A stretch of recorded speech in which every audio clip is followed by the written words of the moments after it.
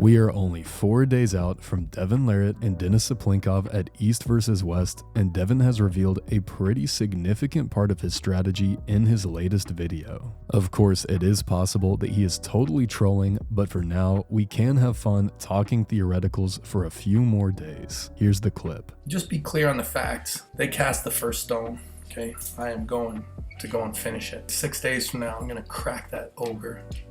I'm gonna crack that big ugly who's wrist back, and I will make him quit in front of everybody. That's the plan. And I crack his wrist back, and I'm gonna chop him down like a big tree. 6 days, guys. See you soon.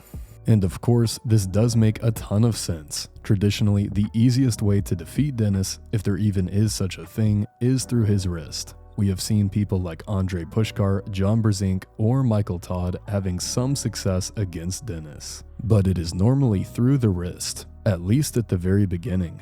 This doesn't mean they won't transition to a press at some point later in the match, but the opening will be through the hand. In fact, I can't really remember a single match when DENIS ever lost in a hook. Normally, if DENIS is simply able to bend his wrist, the match is totally over. And this is obviously what we saw last time these guys pulled. DENIS forced the match into a hook, and then Devon got steamrolled. So I do think that Devon is probably being legit here. I think the most likely lane he will attack DENIS in is wrist flexion. Once he takes DENIS's wrist, he will then have the avenue to climb and climb and climb until he is confident enough to press with zero risk of getting turned back into a hook. And once Devon transitions into this shoulder-driven pressure, I think he will just sit there for as long as DENIS will. Devon will be in the hugely more efficient position, and there's no reason for him to pin. But DENIS may foul if Devon is able to secure this position in order to get out of the match. And I do think that would be his best move from that position. However, there is a chance that Devon is purposely trolling,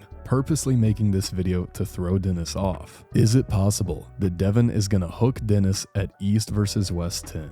For a while there, Devon's King's move was way ahead of all his other moves. If we were talking Devon of 2019, I would have said there was no chance that Devon would hook DENIS. But after watching Devon versus Dave Chafee, I think there could be a possibility of this. Devon's fundamental pressures have really finally come back into play. Enough so that he was able to defeat Dave Chafee in a hook relatively easily. And he didn't really tire him out all that much either. Although it was in the restart, Devon went into a hook with Dave Chafee in the very first round.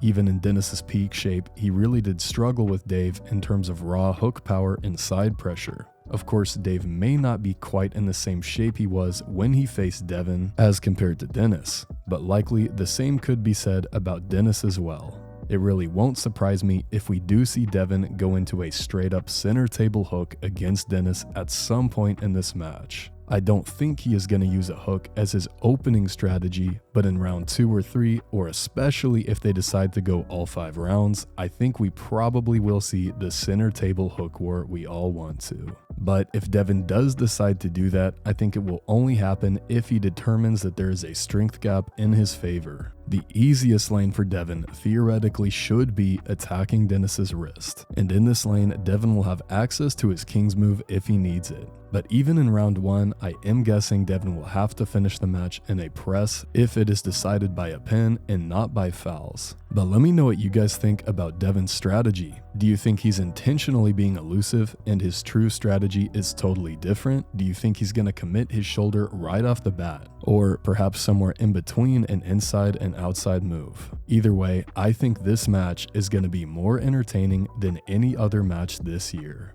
Only 4 days away.